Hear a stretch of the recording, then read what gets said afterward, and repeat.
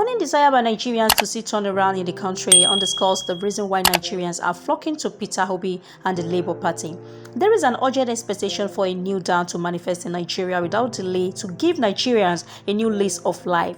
People are fed up with the status quo. Any political platform that could guarantee the desired rebate becomes the center of attraction. As it were, Nigerians have suffered untold hardship, pain, and anguish brought by selfish and greedy politicians.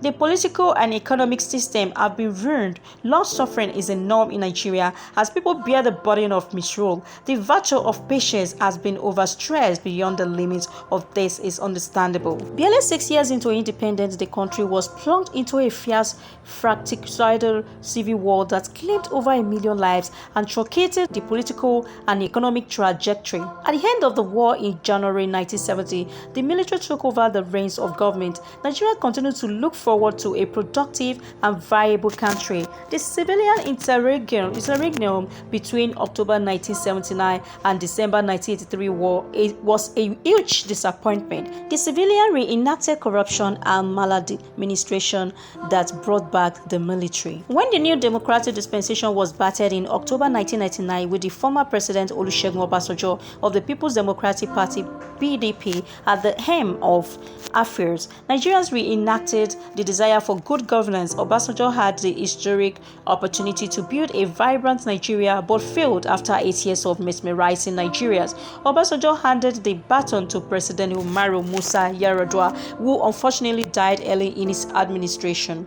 Nigerians think that Yar'Adua demonstrated inklings of a proactive leader with his 7-point agenda that never materialized. President Goodluck Jonathan succeeded Yar'Adua, but instead of continuing with the 7-point agenda, floated a transformation agenda which Nigerians interpreted as another side of the same coin. Jonathan's perceived personal desire to bring new down failed woefully due to the greed and avarice of the powers in his party PDP. Thus, for 16 years, rather than see good governance, Nigerians saw unthinkable slave and utter plunder and despoliation of the country. Amidst the disorder, General Muhammadu Buhari appeared on the scene and won the 2015 presidential election, and no sooner was he sworn in on May 29, 2015, the Nigerians began to demand the change he promised. But the change rather came in the negative. With the mountain of problems, Buhari argued that the ground had to be cleared first and the foundation laid upon which change would be built.